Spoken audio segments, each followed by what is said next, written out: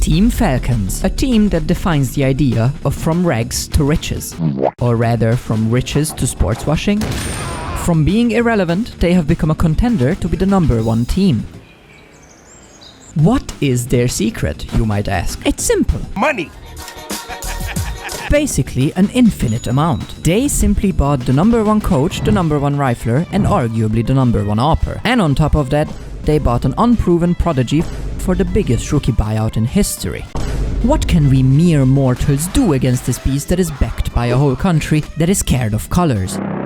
Is it all lost? From now on, can any government clean itself with our beloved game just by throwing money at the problem? Is the pro scene pay to win? Is Nikola, Major Sleeper Kovac actually the problem? There is only one way to find out, and it is to watch my video.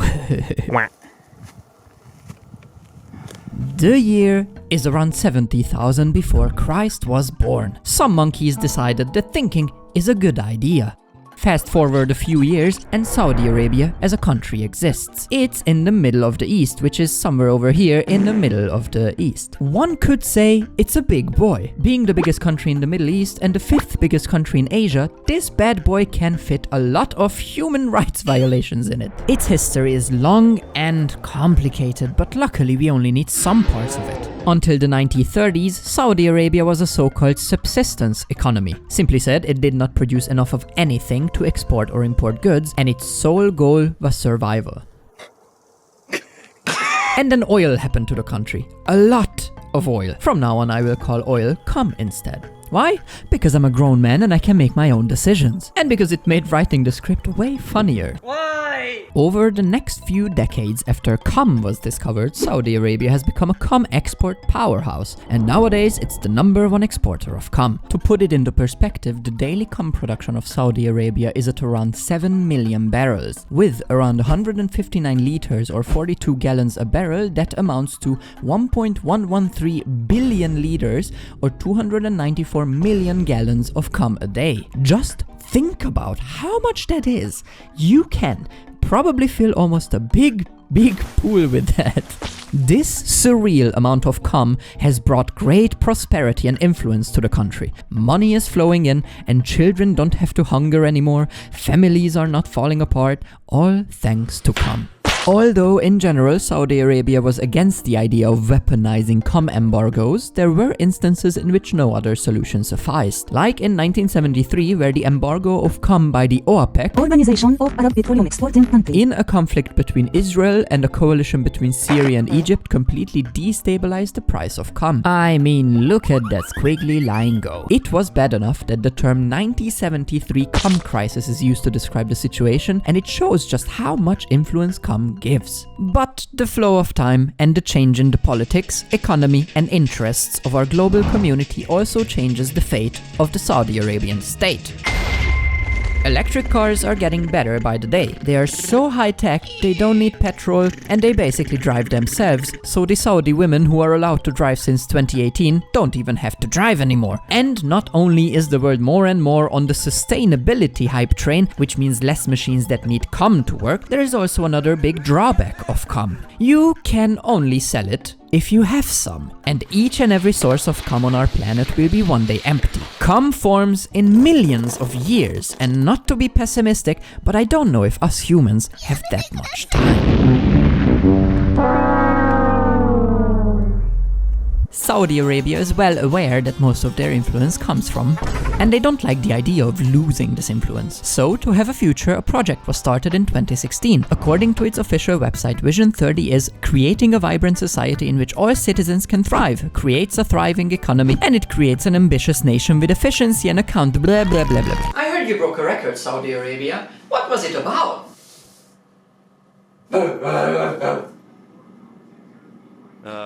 Vision 30 advocates for a culture of determination and tolerance. Except if you're determined to be tolerant about women's rights, like this nice woman whose name I won't pronounce, who got sentenced for 11 years for terrorism. Because posting about women's rights and posting a picture in indecent clothing is definitely terrorism if you're horrified of people thinking. Improving healthcare service, except if you're using drugs for which you will likely be executed. Speaking of executions, a vibrant society? A record amount of executions in decades is not what I'd call vibrant. And all Saudi Arabia wants you to do is concentrate on their ambitions of putting weird shapes onto random places in their country. No, don't look at that beheading. Here's a long line of city in the sand that makes no practical sense. No, don't look at that woman put into prison because they actually expressed opinion. Instead, look at this hexagon. Wait, 8 is better than 6. It's gonna be an octagon. Don't look at this journalist being assassinated by agents sent by Mohammed bin Salman. Instead, look at this Bottle opener. Which, by the way, is only usable until this level because there is no practical way to make this shape usable. All this place is empty. Every mega giga ultra project they have can be summarized by these words: biggest, longest, densest, largest, harder, better, faster, stronger, tallest, newest, fastest, futuristic, ultra modern, boat, one of a kind, cutting edge, luxury, got your nose, high end, ultra premium. We are learning basic shapes with this one. Behind schedule, migrant workers dying, investors leaving the project, wife gone. Think about wife.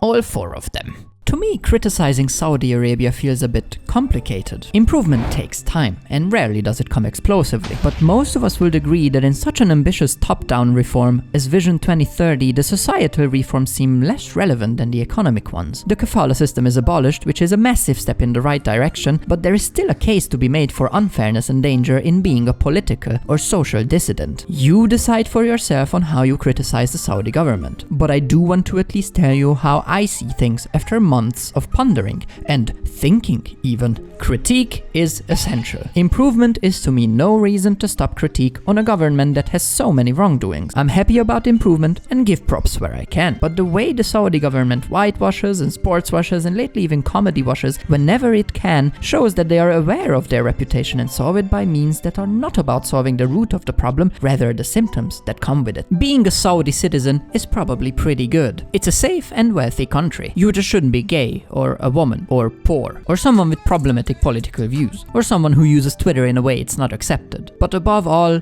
you shouldn't be many colors beside each other. What the fuck is sports washing, by the way? You cannot put a football team into a washing machine.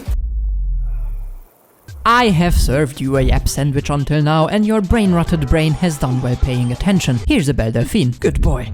We are almost at the part where I am bashing falcons for several minutes while having multiple orgasms doing it, but before we do that I need to show you a neat little thing called sports washing. I know I have murdered hundreds of people and arbitrarily put into jail even more. I know I don't seem like a nice guy, but football. Wow, nice. Even better, video games.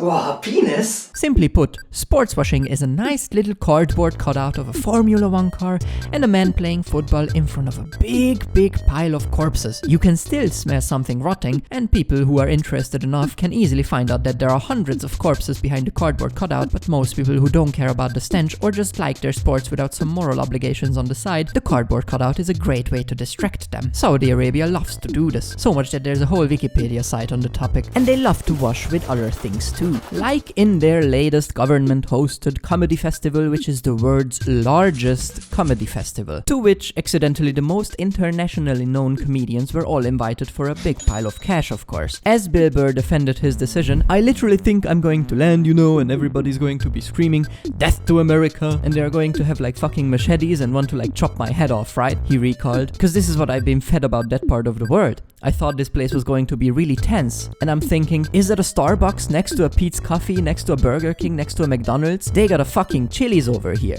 Guys, I need you to understand. They Chili's now. Of course they won't bring you to their beheading room and the prison in which people with opinions are kept. Bill? I don't know much about Bill, except his last name sounds like someone freezing, but this is a stupid take. Anyway, now that sports washing is clear, let's get over to Falcons. You know him, you hate him, you skate him. An organization founded in 2018 by Mossad MS Dossary Al-Dossary, a professional FIFA player, which is a human rights violation in itself. I'm gonna break my monitor, I swear! His goal is clear: to develop an esports world for gamers in MENA, Middle East and North Africa. A noble cause, and honestly a good idea. Gamers unite. Together we can fight the beast of our parents' basement. Falcons tipped their toes into a lot of esports already, like Rocket League, hobby horsing, Apex Legends, chess, breakdancing, and the love of my life, Counter-Strike. The first Falcons CS lineup was born in 2021 and it looked like this. Are you? You don't know who these people are, except for maybe Bro. Poor man, but at least he's out of hell itself now. But you don't have to know these people because they are a placeholder team and have only played like 6 matches. Placeholder. What a word. I wonder if I will use it again in this video. That's called foreshadowing. The first notable lineup is French. NBK, Misuta, Body, even Kenny S. But most notably, Python. Hands down the best forehead in the fucking game. For 1.5 years, French players came and went, but slowly it was clear that the goals of Falcons are only aligned with an international team. But what exactly are the goals of Falcons? Well, it's quite simple actually. On one hand, they have a big pile of money. On the other hand, they want to win. If you combine these, you get a very clear idea. Buying yourself to victory. But how does that actually look like? And where do they even have their money from? And how do you tie a tie?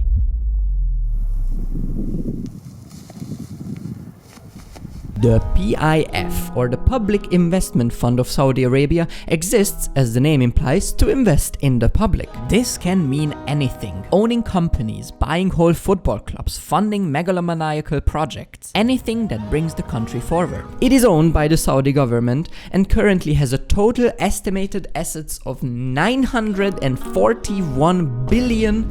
And CS, being one of the most successful esports, could not run away from the grasp and influence of Saudi cashbacks. The Saudi Crown Prince is basically the owner of ESL, Faceit, and the Esports World Cup, and organizations are getting money from the Esports World Cup Foundation directly, simply for growth. And we all know that money is influence. There is no way around it. Saudi money and influence is already all over the place in esports, and Falcons is no different. What I'm referring to is the financing of Falcons, which is based on a big pile of secrets and a big pile of money, while MS Dossery is talking about how transparency is very important. Oh man, I wish we could openly discuss buyouts and how much money teams throw out for players. Then tell us how much you paid for Zonic and Nico and Monesi and Kyosuke. No, I don't think I will. Okay, at least tell us who finances Falcons. I won't, but none of them have ties to the PIF.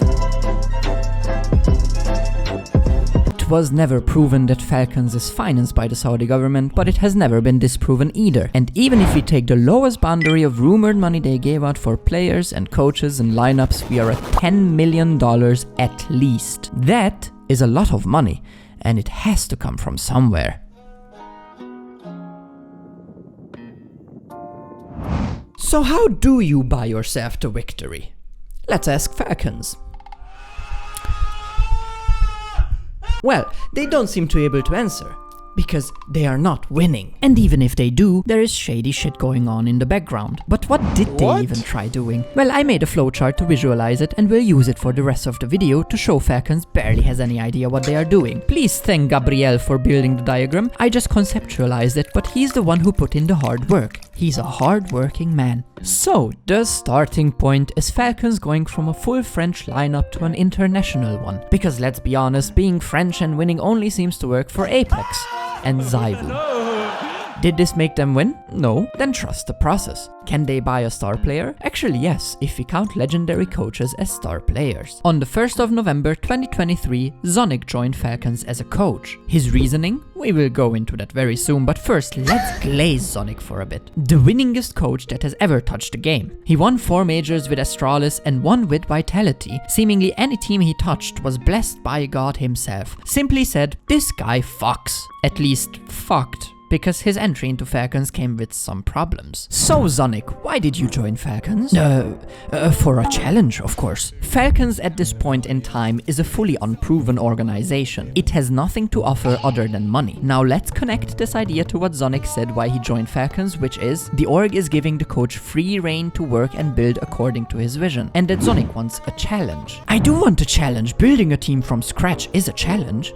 Let's not be too mean though. At Vitality his money was getting cut and it's natural to go to the place with the best looking future. But in retrospect this whole reasoning is so weird when later we will see Zonic complaining that the lineups he gets are not the lineups he wanted. It looks like the only challenge he's gotten is, am I getting this star player or this star player? Oh, I'm gonna get them both. Well, it does not matter why I'm here, what matters is that every player gets a fair chance. The only thing the players got a fair chance at was being benched. Except for one. I wonder if he will be bullied by Zonic later. That's quite fortunate. foreshadowing by the way, he reasoned, "Some of the things I heard gave me a red alarm about the current roster not performing and socially not being there as a team. Sure, they are not on the level you are used to, but benching 4 of them before you even played with them does not sound fair. If they are not there as a team, you don't have to drop them as a team." But the worst of it all, that makes the hair on my ass stand up, is this sentence he gave after being asked about the spending power of Falcons. If the amount that is being talked about out there is true, I would be sitting here with 5 players who are really competitive and who is ready to win, and that is not the case. Let's analyze this for a little bit. Number 1, as mentioned before, Zonic joined on the 1st of November. This interview took place exactly a week after on the 8th. So he says that if they had money, they could put together a team that is competitive and ready to win in a week. This in no way proves that they don't have money. A week is a really short span of time, and most good players are so important for their teams that they can simply be bought with some money at a snap of some fingers. Let's not forget, Falcons at this point has nothing to offer except for the bag. But as Zonic puts it, the support from Lars and me and the big ambitions, that should be the bag for the players who wants to come to us. Zonic is the bag. Number 2, it makes me wonder what kind of challenge he wanted if at the first obstacle he said, "Alright, all of you, get out, except for you. I need someone to bully later." Number 3, can we just talk about what a mean thing it is to go on an interview and roast your current players just like that as the coach? 5 players who are really competitive and who is ready to win, and that is not the case. Ever since he's in Falcons, Zonic was talking utter nonsense so often that if there was an utter nonsense competition and I'd be up against Zonic, I would shit my pants. I will tell you all about it, but first we need to get back to the chart. So the negotiations with Zonic didn't fail and they bought him. Can they buy a core? After benching most of the team, they didn't find a replacement for more than a month. Ah, fuck. Let's start from the beginning. Are they winning? Wait a second. Gabriel has a girlfriend? Good for you, man. All power to ya. So, are Falcons winning? How do you win without a team? Trust the freaking process. Can they buy a star player? Well, they indeed can. And does the negotiation fail? Why is the camera moving towards the yes answer? The Nico deal seemed as sure as each school having a 40-year-old teacher who is flirting with young students. Very sure, in fact. And it ended the same way too. Not good. Just as the teacher got caught and their goals of the immoral kind got annihilated, Falcon's goal of having the chance to sniff Nico's beard also broke into smithereens. On the 6th of November, Nico did a backsies and stayed with his son, Monesi. MS Dossery says they didn't agree on personal terms, and then goes on to say, "If we see a player that understands us and understands what we want to do, then we'll be glad to have him. But if we see players doubting and not immediately jumping in the boat, there is a 20 or 50 players was good." So when Nico said no, he basically did a "we didn't want him anyway." But oh, they wanted him, and even worse, they needed him badly. Even if Nico starts burning like a vampire in the sun when trying to get close to a major trophy and killing people from behind, he is a solid piece to have on your team. So what now? Falcons needs a team and they need it fast. Call every single organization, Falcons needs a team. Oh, ENCE is performing well. Buy them. On the 15th of December, Snappy joined, who believes this is the best chance to achieve my goals of winning the biggest trophies. Alright, man. And on the 16th come Sampius, Madden, and Magisk. As you might have already known, Snappy, Madden, and Sampius constitutes a core of ENCE, which means invitations to the Copenhagen major RMRs and Katowice simply get inherited by Falcons. What a coincidence. But don't worry, 2024 took out all its sex toys and fucked Falcons in the ass whenever it could. Falcons to miss Copenhagen major after a loss to MCAL. What went wrong for Falcons at the RMR? Simple joins Falcons on loan. Boros bench. Metasport eliminate Falcons in Simple CS2 debut. Dupree joins Falcons. Simple joins Falcons on loan. Again. Zonic. The season has been horrible. Might as well go all in and see if we can get Sasha back to somewhat his former level. Falcons remain winless with Simple after last place exiting Katowice. Gamer Legion eliminate Falcons from Europe RMR. Simple. I'm not moving to Falcons. Falcons bench trio after EU RMR failure. Zonic. From day one of signing this team, we knew that this roster was only temporary. Everyone gets a fair chance. So much happened in 2024 that I simply cannot tell you all about it, so I will concentrate on a few relevant points instead. The Mobbingkreis incident. A Mobbingkreis is German for a so-called bullying circle, a situation in which you stand in a circle around a person and bully him. This is probably something that only kids do, you might think, but Falcons proved us wrong and even televised the incident. What I'm referring to is Boros being bullied by everyone in Falcons after failing at the RMRs, and then Falcons openly uploading the incident to their documentary. It's rough to watch how not only Zonic and Snappy are dogpiling him, but also the other players chime in too. Basically everyone except for Sumpires throw in a few words to make the situation worse. Sometimes in life, serious conversations have to be held. Being a professional CS player does not just mean having good tactics inside of the game, it also means the management of the team. And this includes uncomfortable conversations. If one person is fucking up, it's the team's responsibility to solve that problem in a productive manner. Standing around a 19-year-old and throwing shit at his head does not seem productive to me. Boros was not a saint. He was late for practices, forgot his earphones before matches, and in general was not professional. But none of these things are solved with a nice mobbing kreis, especially if Falcons and Zonic wants to conduct themselves as a tier 1 team. After Boros left, there was a gaping hole in Falcons that had to be filled somehow. What the fuck? This is the sentence the world said in Union when the solution to this problem was loaning Simple from Na'Vi. What's this, you fucking piece of shit? Sadly, Simple wasn't compatible with CS2 for a long time. Not even Na'Vi needed him at this point because Alexi and the him and the im was bit by bit wonderfully winning trophies and even majors at this point. But no matter what they tried, Falcons played really badly in 2024 and looked like they have absolutely no plan or process with which they were trying to improve. It looked more like throwing stuff at a wall and then hoping a major trophy magically appears. Here's a graph I made about the wins of Falcons for 2024. It doesn't even look that bad. The problem is, numbers don't represent the events they were achieved at well. For instance, the only second place they have gotten was at ESL Challenger Jönköping with only one top 10 team attending. Maybe the most impressive achievement of 2024 is Katowice, where they got 3rd/4th and won against quite formidable opponents. Complexity, Na'Vi, Enstedt got taken apart by Falcons and rebuilt itself with a Polish core and Lukasz Glaive Rossender. But that was like the second event this new lineup of Falcons attended. After this, they have shit the bed real bad for the whole year. I mean, getting 12th/14th at the RMR twice. Not even the major itself. We are talking about the event you get to the major with. Zonic dropping headphones and punching the chair, faces in the palms of the players. They are not happy about that one. It's so weird to see the winningest coach go, shit isn't working, might as well try playing with an unproven Simple who hates CS2. Do I like the game, bro? It's not ready yet. It's fucking trash right now. And then at the end of the year, scapegoat shit with, you thought I wanted this team? Nah, man. This reeks of desperation for star players who can shoot heads well enough instead of having a process or a plan. Before getting in your team, the end score was top 5 for half a year. You have Magisk, who at this point is hopefully not washed yet, and after you dropped Boros and Simple, you had Dupree, who although kinda washed at this point, still had some fight in him. I'm not saying firepower or younger players wouldn't help you, I'm just saying maybe you should work around what you have instead of working on an imaginary super team that does not exist yet and then going, I knew from the beginning we didn't have enough firepower. Even Dupree had an interview in which he clearly said it was a very It was a very big mess in many different ways that just ended up being uncontrollable. And not only that, he also mentions that Zonic kept talking about star players who will join the team that never arrived. Just one more star player. Please, just one more. Just one more star player, please. Are these star players with us in the room now, Mr. Zonic? This interview is a goldmine because of such banger sentences like it's hard to pick yourself up after hitting rock bottom and not think about why we left our previous teams. So the players were literally asking themselves, why are we here?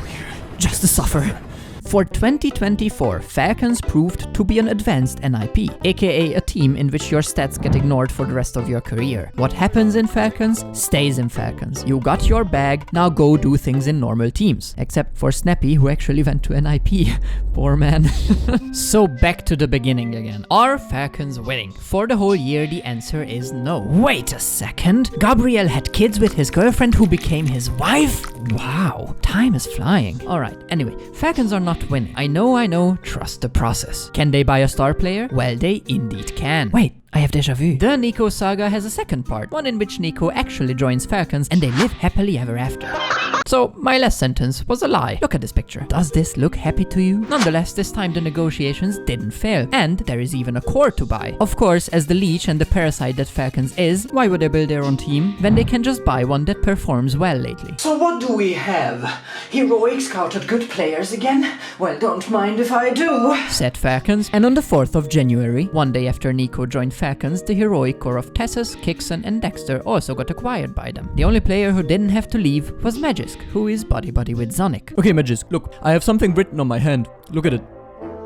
Alright, can you do that now? Can all of you do that now? So this will finally mean they are winning, right? I would love to make a joke that they still didn't win anything, but sadly they did. Not everything, of course. 13 to 16th in Cato, 2nd in Cluj, 9 to 11th at EPL 21, and 9 to 12th at Blast Open Lisbon. Still shit results. And seemingly a mad Nico at times. It was simply such a beautiful sight to see for the Falcons haters how Nico is losing his mind. He didn't seem to be having fun. But then, somehow it did happen. Bucharest. On the 13th of April 2025, Falcons won their first trophy. And we are not talking some tier 2 kindergarten event, we are talking a 1.25 million prize pool PGL event. Truth be told, the lineup was not the best. The best teams attending were the likes of G2, FaZe and Aurora. No vitality, no spirit and no occasional mouse pop-off games to talk about. But nonetheless, a win is a win. In contrast to 2024, this is massive for Falcons. Dexter was popping off and got an MVP. Their process might actually be working. This means they will stay with this team, and the process means building it to be better and better. Maybe practice is still more important than money.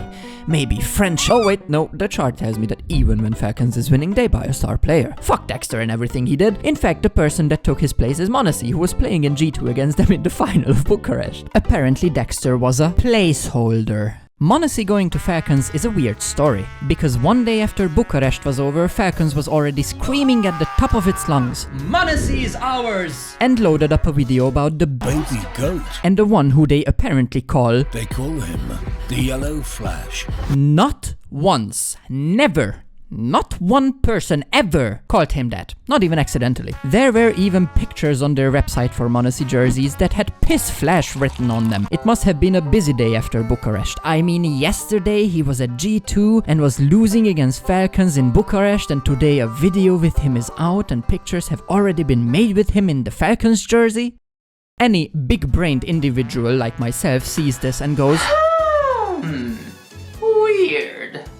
10 days before Bucharest, HLTV already made a post about it but said it's unclear at which point exactly he will take Dexter's place. Does this mean Monesi threw the game in Bucharest? I personally give a very low chance of that, because G2 was plagued by a multitude of problems, self-inflicted and otherwise anyway, and I wouldn't be surprised if Monesi had motivational problems regardless. Honestly, the mismanagement of G2 as an organization and as a CS team deserves its own video one day. What you have to know for today's story is this. When Nico was first rumored to go to Falcons in 2023, G2 was adamantly pressuring the fact that they won't sell their precious baby Yellow Flash at any price. As we already know, Nico pranked Falcons and didn't join, but it was known that he won't stay in G2 either. The G2 CEO famously said, "If we wanted to keep Nico, we could have done so." For this reason, G2 tried what it can to build a team around Monesi, with Mobs coming in to be Nico 2.0, and later when Nico actually left, HeavyGod joining the team. Sadly, this didn't work that well, because HeavyGod was more heavy than God, Snacks was rather interested in snacks than tactics, and Mobs and Monesi alone wasn't enough to be a good team. Here's a little piece of information that clears some things up. That's where Nico was very strong, you know. He could like call mid rounds on CT, but on T side, we had no structure and we could have just played like very freestylish way, you know. So basically, when Nico left, G2's ability to win CT rounds also got diminished, and on T side they simply had no plan anyway. Monesi was clearly unhappy after Nico left, and G2 seemed hopeless. I mean, they had Snacks as an IGL and Taz as a beginner coach. Snacks' calling was this meme where someone writes "Go A" in all chat, then writes "Go B" in team chat, and Taz was pretty new to the whole coaching thing, and putting it nicely, he didn't seem to be the best at it. First round is the pistol. You're gonna need to win that. So what G2 was left with is a dysfunctional team and an unhappy Monesi. This is where Falcons dives into the picture to catch its prey with the well-known tactic, throwing money at the problem. Monesi was about to leave G2 anyway, and his contract was about to end at the end of 2025, so G2 had two options: lose Monesi and don't get money, or lose Monesi and get money. Not selling at any price changed real quick to, okay, the price is 2 million. But knowing that Monesi will be leaving anyway, that was honestly the smarter move. So since the 14th of April 2025, Falcons has two generational talents. Father Nico and Sonacy are back together. And this is the point in time where we all peed our pants a little. The pee stain was already big when they won Bucharest without Monacy. And the logical equation is, if Falcons plus Dexter equals win, then Falcons plus Monacy equals even more win. I mean, Nico and Monacy were held back by bad IGLs and bad organization for the whole of their G2 career. They now have Zonic and the chance for better IGLs. But look at me smiling like an idiot. I wouldn't be smiling if Falcons will be winning. Quick, back to the chart, let's check what's happening. Alright, yeah, the camera is clearly on the no answer. But how could this happen? Is the equation more star player equals better wrong? It started out so well. Second in Melbourne, second in Blast Rivals Season 1. What is happening? The only explanation I can see... Oh no. The Nico debuff, the major allergy, the man that cannot kill people from behind. Oh, he's missed a shot. Robs gets by. Oh, Robs gets a kill. Can do it. Nico, trigger discipline. No. Nico, no! Massive moment demanded of Case Falcons just getting rocked at times. But inside of Maine, it's Nico dead with nothing this time. Many people consider Nico the problem in the teams he is playing in. I am not here to answer you if they are right or wrong, but what I can tell you is their performance in Austin didn't help Nico's case. I am not religious, but Falcons dropping out of the major at stage 2, not even stage 3 where the big boys are playing, makes me believe that after all, there might be some higher power keeping the world in balance. Austin is such a massive fuck up from Falcons that it's worth to go into some of the specifics. It's the 7th of June 2025. It all started with a best of 1 against Bait. While Falcons is the 4th in the world ranking, Bait is 23rd. It should be an unproblematic win for Falcons. Just got print, bro! Let's just say, Falcons barely showed up for this match. But don't worry, everyone thinks best of 1s are stupid. They are hard to predict, so Falcons will probably win the next match. Right? The next best of 1 is against the Chinese Linvision, which was 30th in the world ranking at the time. Keep in mind, Linvision is not even the best team in their country, so of course Falcons lost against them. It was more of a back and forth than the match against Bait, but the heroics of Westmelon did get Linvision over the line. Then Falcons actually won against OG in a best of 3, but we don't care about that for the sake of, hate watching. What's way more interesting to us is the match on the 10th of June 2025. A best of 3 against Made in Brazil, MIBR. The 17th in the world ranking at the time, which is a bit of a step up from former opponents. But it's a best of 3, it's more reliable, it's not that stupid best of 1 which always ruins my pick'ems because the teams that should win are not winning. So Falcons should win, right? Well, first map is Ancient. Falcons dominates MIBR. Second map is Nuke. MIBR dominates Falcons and your mom dominates me. Third map is Inferno. I am not even gonna say anything. I will just let the clip talk for itself. Falcons sit up in their chair, 3 frags away from surviving another day of play. MIBR, just the 3 of them now with their fate in their hands. It's not looking good. It's not looking possible. The B site lost. Insani empty-handed, 27 frag haul. Breno's been doing everything he can for the boys and he keeps going. Soda's safe. Are they doing it? Is there a way back in? Nico's gone. Only matches. I can't believe it. MIBR on the defuse and we need another. They were down. They were out. That's a 3v5 retake of the B-bomb site. It's supposed to be impossible. It's supposed to be impossible, except if you're playing against Falcons apparently. A back and forth with 3 overtimes and possibly the most tragic 3v5 the world and Nico has ever seen. But MIBR did somehow win, dropping out Falcons in the 1-3 bracket. Many people argue if Nico is the problem. What nobody argues about, this look on Nico's face is glorious. So, what now? Monacy is apparently a downgrade from the mighty Dexter who actually won something in the Falcons jersey. Of course, this is just a joke because let's be honest, Bucharest was a miracle anyway. Monacy and Daddy Nico are back together and somehow they brought their ability to lose majors with them. Being statistically good at the game does not guarantee anything. I mean, just look at Dong struggling in spirit. So Falcons did the only thing they can do. When in doubt, follow the plan. Are we winning? Still not. Can we buy a star player? Does the potential for a star player count? If you ask Falcons, the answer is yes. Meet Kyosuke, a 17-year-old player from Spirit Academy who was basically called Donk 2.0. But it's very important to know that he has absolutely no Tier 1 experience. The title of a star player is earned in Tier 1, and before he got into Falcons, he was too busy destroying people in Tier 2 and rating female CS professionals live on stream. He is talented, young, but inexperienced in many facets of life, be that acceptable social norms or the pressure and difficulty of Tier 1. And that's okay. That's just life. You live and you learn. But Falcons, seeing how this young player is destroying Tier 2 and what hype there is around his name, had to jump on the opportunity to get him. So since the 23rd of June 2025, Kyosuke is a part of Falcons for a buyout of 2 million. Wait, no, I'm sorry. MS Dossery reacted to a tweet about the buyout and said the buyout was big, but not close to what you mentioned. Sir, I have a question, sir. Why is it needed to specifically say the buyout was big before denying? You could have just denied it without having to make sure people know it was big. It's so weird seeing him deny the exact number, but not the overall idea of having a lot of money to spend. Anyways, even if we halved the rumored amount and the buyout was 1 million, That's a lot of money!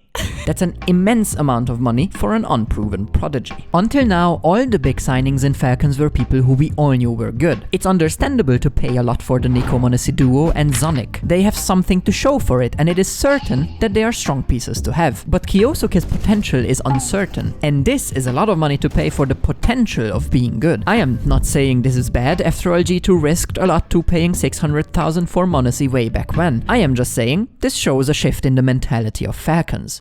Or does it? First, let's analyze how the millionth iteration of Falcons now with Kyosuke is performing. Answering this needs a bit of nuance. Kyosuke himself is performing well. For big events against the top 20 teams for the last 6 months, a 1.16 HLTV rating from a player who just got into Tier 1 is good. Very good, in fact. In comparison, Monesi with the same settings has a 1.26, Nico has a 1.13, and Tessus also has a rating, which is one of the ratings of all time. So you are saying the problem is Nico aka Choco like in every single team he plays in, and also Tessus is just useless, would say a person who has no idea. Because in this case, these two gentlemen actually suffer from the joining of Donk 2.0. Falcons' goal with Kyosuke was to first get him as comfortable as possible in the team, and they succeeded. But the price was Nico and Tessus having to change roles. Zonic himself acknowledges this mistake in an interview, basically saying, "We managed to make Kyosuke comfortable. The price was simply the team structure, which we barely had anyway." On top of this, Nico is also opening up with some relevant information, saying, "I find myself playing a bit more passive. It's hard to have space for 3 stars in the team." As mentioned before, Kyosuke is not a certain upgrade to the team. The lens setting, the crowd, traveling, and playing against the best teams in the world are all factors that might be hard for some people to get used to. That's the way the rookie crumbles. You got it? Cookie crumbles? Rookie crumbles? Okay, great. What they are doing does not seem like rookie integration, it's star player treatment. Instead of slow integration and help, everything gets taken apart for him without the guarantee of it working. With Kyosuke, they bought potential and seem to treat it as certainty. This does not work often, because not every rookie is a donk. Most rookies are treated as talented beginners. This is exactly why I hesitate saying that their mentality in building a team shifted, because even when it seems like they are trying to think long term with an up-and-coming prodigy, they just treat it as a full-on plug-and-play upgrade like the star players that came before him. Another little proof that the plan Falcons has is nothing more than buy someone expensive and then hope. Don't get me wrong, Falcons is a strong team, but at the moment they are weaker than the sum of their parts, and the only consistency they have is crumbling under pressure. Since the Austin Major, they have definitely shown that they are a strong contender for winning events. So that's it. Finally, the world is in shambles because they actually have a chance to win the Budapest Major. Hate watching only works if the team you are watching loses, otherwise it's just called watching. Budapest is the last and arguably most important event of 2025, also important to Falcons because their original goal with Zonic was trying to get a major by 2025. They might even win it actually. I mean, what a crazy end to the year would it be? Well, at least they got out of the second stage this time, and they were in the playoffs too for the length of 2 matches, both of which they lost. What does Zonic say about that?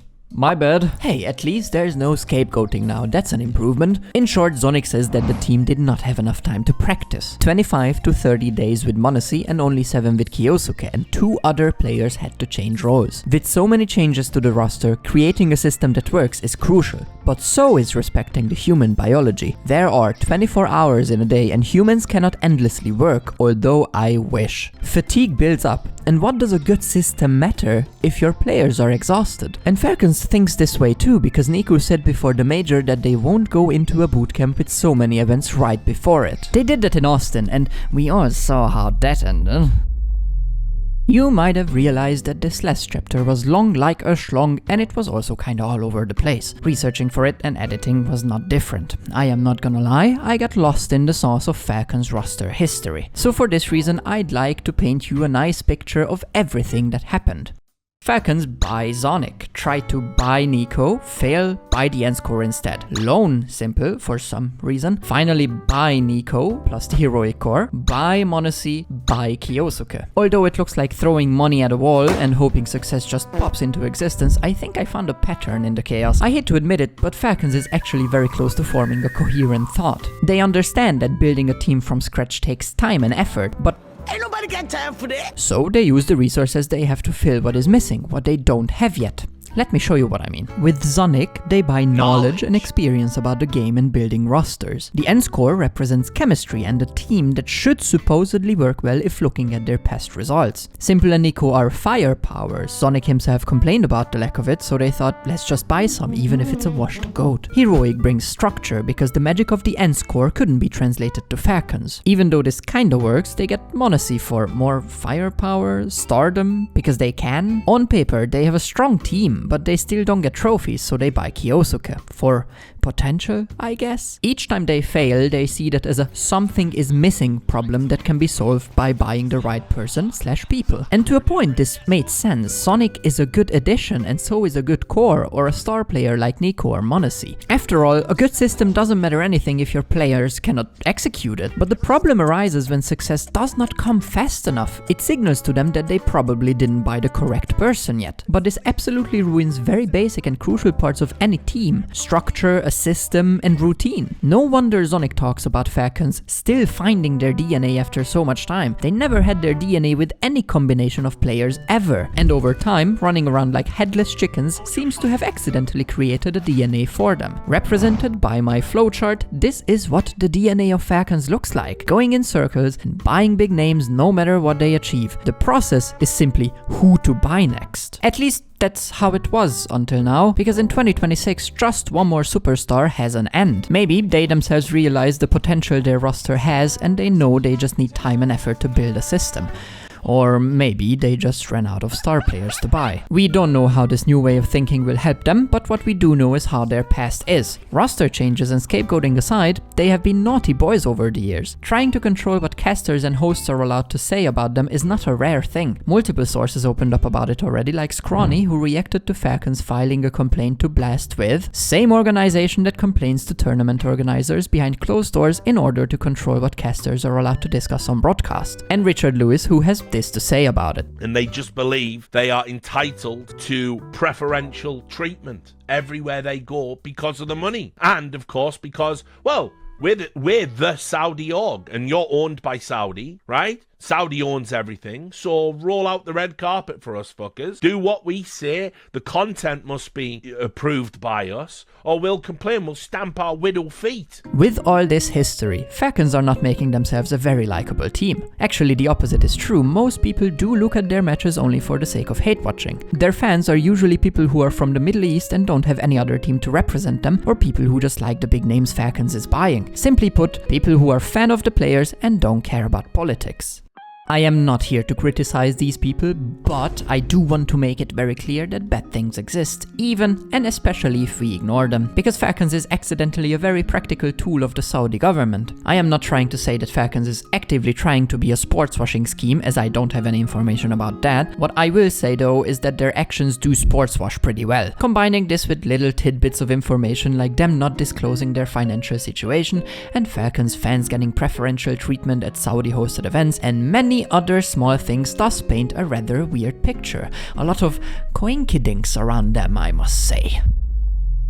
I love Counter-Strike. The teams, the players, the culture.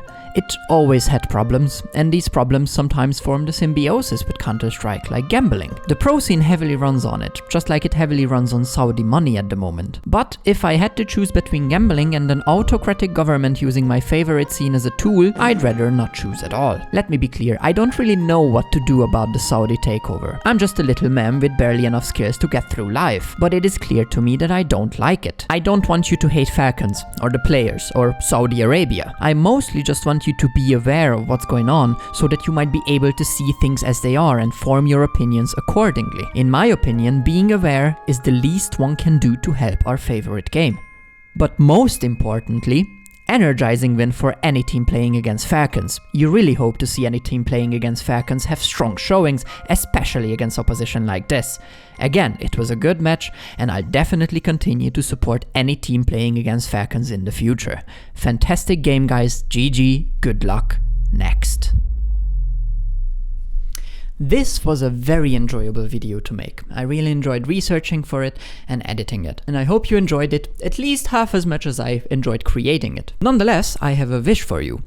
I was working on it for half a year because I have my studies. I am working on the side because you have to not hunger, I guess, and you need to have a home where you can create videos. So the least you could do for me is to leave a like and comment and the usual that every single YouTuber ever asks for. It would really help me out because the algorithm should be on my side and it should know that I am a cool dude indeed, because I am. If you wanna go the extra mile, you can buy me a coffee. Disclaimer, I want to make sure you understand I am not in need of money. I am financially stable, but it would help me concentrate more on videos because I have to work less if I have more money for equipment and all that stuff. So don't feel forced, only if you have something to spare, but your life and your money is the most important, okay? That's it, out of the way. I really hope you enjoyed this video, and there will be more, and I hope you have a good day. Goodbye.